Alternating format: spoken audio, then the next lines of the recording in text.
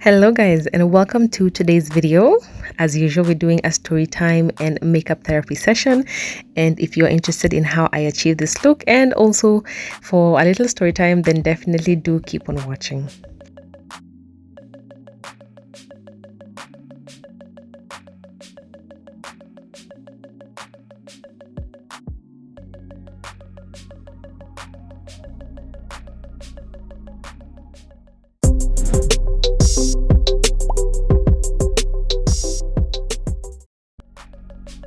So this is my gorgeous model Ivy. She has beautiful skin.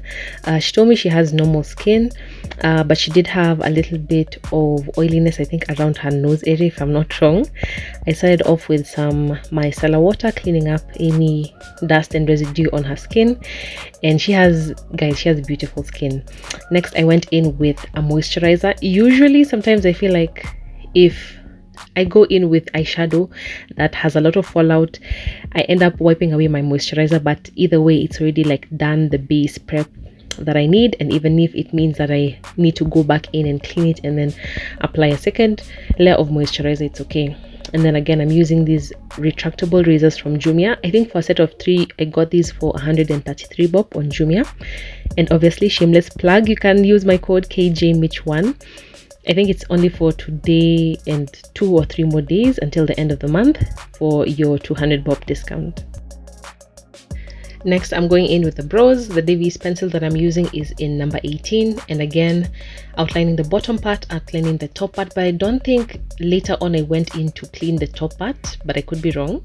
We'll see in the coming footage. But her eyebrows are really nice, and she doesn't have too many stray hairs, so I cut off the excess, and then now I outlined top, bottom, filled in very lightly, because as you can see she also has fair skin, so you don't want to use a pencil that is too dark and then that will end up looking a bit harsh. What I usually like to use as my guide is somebody's root hair color. So as you can see, she has dark hair but not very extremely black hair, so I like to use either a mid brown or dark brown eyebrow shade for her eyebrows, just to be able to match her roots or her hair color. And I like to usually outline both sides first before I start shading in, just so that I can be able to make sure that they're aligned and that they are of the same thickness. This step is really important. And as you guys can see, I'm holding or pulling her skin just above her eyebrows a little bit to the top part, just to be able to give me that definition. But don't pull too much, because you might end up having your eyebrow too high and the actual eyebrow isn't supposed to start over there.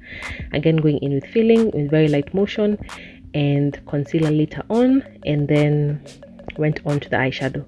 So let's get into the story time. I wanted to give you guys a little brief on the makeup, because the story time is not very long, but it's an interesting one. So when this story happened, it was actually the beginning of the curfew in Kenya. And if you were in Kenya at that time, or if you're Kenyan, then you know that the very first curfew that was issued by the government was for 7 o'clock at night. So this day, I think it was a Saturday, if I'm not wrong, and if either Saturday or towards the end of the week.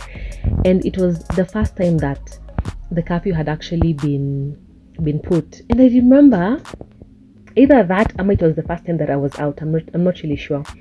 So I remember I wasn't really so concerned that curfew is 7 o'clock.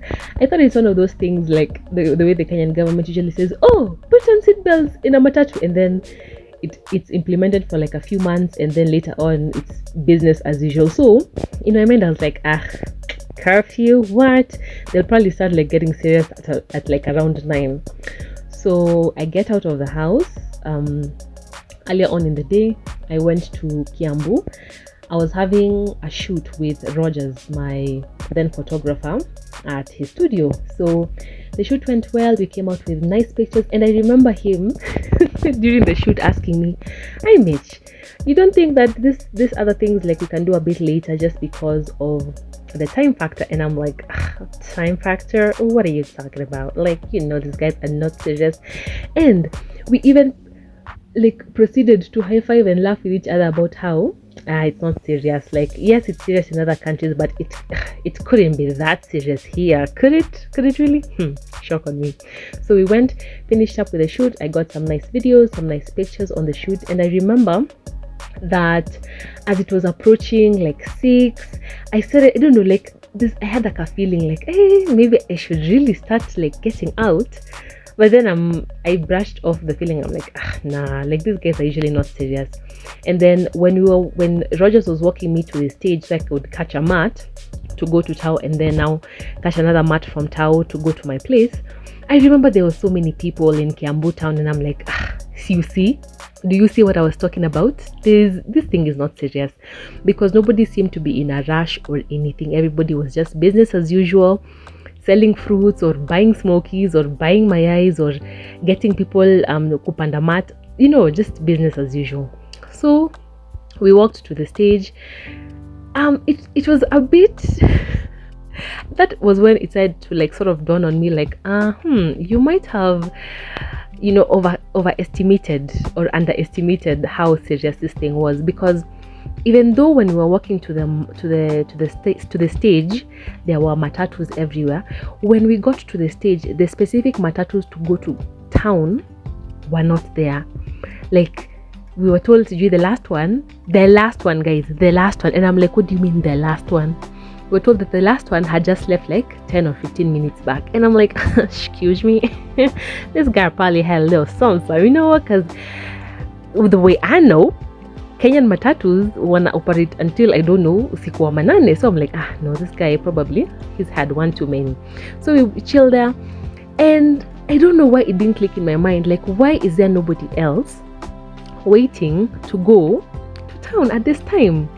So it starts getting darker and darker and darker, and then Rogers tells me, hey, let's walk a little bit still and a stage further on. And he said that there's usually almost always matatus. So I'm like, okay, easy. Look at the way I'm so full at it. Easy. So we casually walked, but I think this time I'm like, that guy was right. that was the last matatu. So we walked to the next stage, and thankfully, thank God, thank Jesus, that we found a mat. But now this specific mat, because what I usually got on was the big buses. The big buses with the boom, boom, boom, boom, boom, and you can't even hear your thoughts, those ones. Because those ones would get me straight into bus station, so that I could get my matatus for home at that time, straight from there. So this matatu that I got, ikasema tinaenda wapi? Ati sisi tunafikishana OTC. I'm like, excuse me? Ati OTC.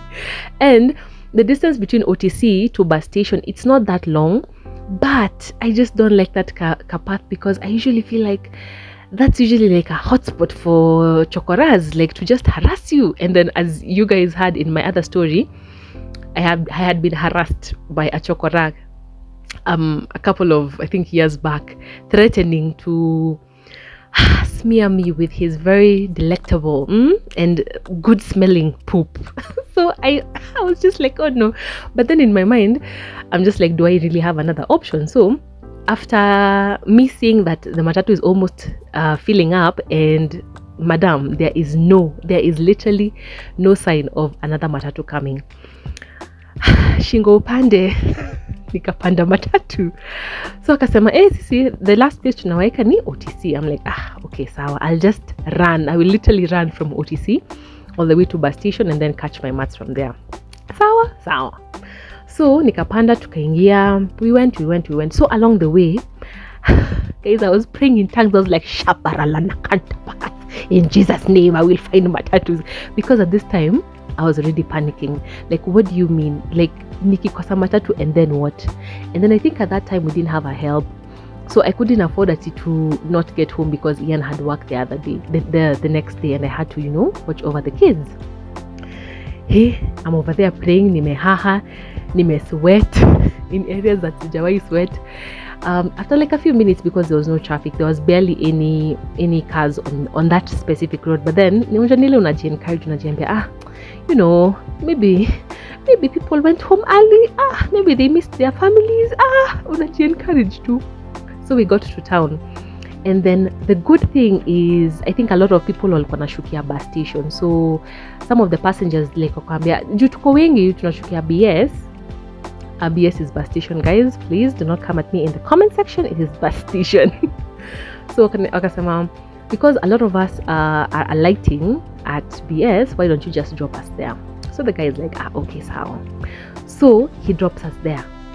Guys, immediately tulishuka hivi matatu, people were running, and I'm like, okay, what is happening? And then oh my gosh, when I went straight to where the matatus for where I was staying were at, I get there and then I find a matatu that has chill, like it's not carrying anybody, and actually the only guy that was inside there, he was sleeping. So I'm like, habari yako, matatu za at that time we were staying in Imara, matatu za Imara zime, like which other one inakuja saa ngapi? Akasema like in a very casual, like, you know, matter of fact kind of way, like madam, kwani umechelewa Nikasema nimechelewa kidogo, matatu zinakuja saa ngapi the next matatu? Akaniambia hizo zimeshaenda, labda ukayapa na sisi ungoje. Audacity, in capital letters, HUDACITY, audacity. Ati labda ukayapa na sisi mpaka 4 a.m, that's when the next matatu is coming. So translation for all my non-Kiswahili understanding subscribers, he was saying that I just chill there with them until 4 a.m. in the morning. Right now, what's the time? It's 7 p.m. because we got to town right at 7 p.m. and I remember the curfew was at 7 p.m. So me, I'm like, I'm starting to do the calculations. I'm like, me stay here from 7 p.m. until 4 a.m. with strangers, and he was looking mighty fishy, if you know what I mean, mighty fishy. And then to the point that now he almost looked like he wanted to now start coming out of the bus, at least now to usher me into the bus. And I was like, you know what, sir? You can have 2 seats. You can have several seats, because I am not about to stay with you until 4 a.m. at waiting for a matatu, because I am very sure your intentions are not to give me stories and to, you know. So I start walking off. And as I'm walking off, if you know Nairobi town, there's a certain corner when you're at BS. There's a certain corner that now you start going upwards towards where it connects to Moi Avenue, and then there's usually like a roundabout where if you look on the left side, there's usually like a big screen. So over there, when I looked there, guess what? I see policemen. They've already started beating people, and I'm not talking about like bruta. I'm like, is it that serious? Mpaka mnachapana na marungu? Saz? Mimi nitakuja town nichape na rungu, and me, I'm just my father's daughter minding my business. I could not believe it, guys. Now nimeanza kusweat. Not only have these people given me an option that is not even an option, already in my mind I've already started doing calculations of which building can I go that I can just, you know, like chill at until I'm able to find a way home. And where is that way home? Ni asubuhi kungoja matatu ingine, because at that time there is no single Uber that is even available. I think at that time, by the time it got to curfew, Uber used to switch off the system, so you can't get an Uber. There are no motorbikes. There's literally nobody but you and your Lord Jesus Christ. I prayed, you guys. I was like, oh my God, help me. This is not my portion. It is not my portion. So I think after like 5 or 10 steps, I walk, and then there's a motorbike guy who already had a passenger and another gentleman on the back. He came and then like right in front of me, and I don't even know where he came from. I always say that is just God. That is just God. He came and then he asked me, Madam, unaenda? Let me tell you, Maina. Let me tell you. I got on that boda. I did not even, like, you know, like the way you think, maybe, what is his intention? He already had a passenger. I did not think about that at all. I got on because I was like, mimi sipigwi na rungu na polisi. Shindwe. I got on.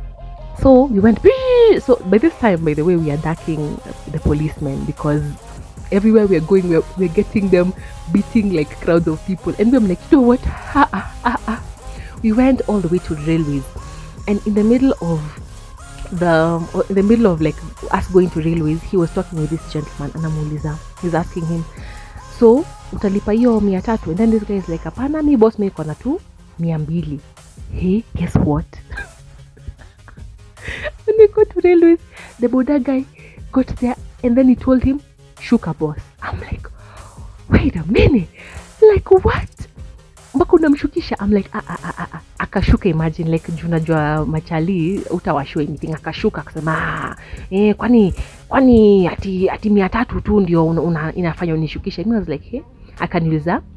So he asked me, and you madam, nawe madam, utalipa?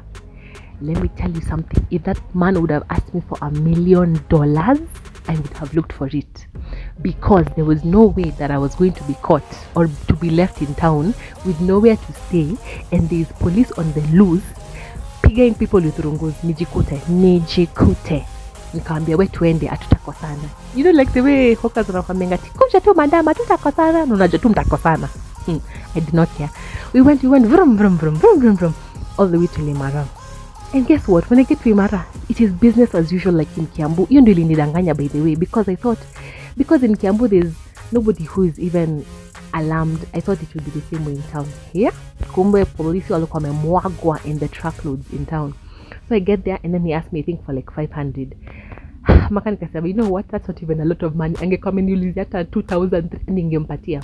But then obviously as a Kenyan I had to be like, ay boss, 5 so, you know, like ile tu kidogo. But then umeshanifikisha, so hakuna kitu tanifanyia. So after little negotiation nikaenda nika withdraw and I gave him, and I swiftly walked to our house because I was like, you know what, you people just continue walking here like nothing has happened, because mimi nimeona moto, nimeona fire, and I'm not about to be beaten now even here.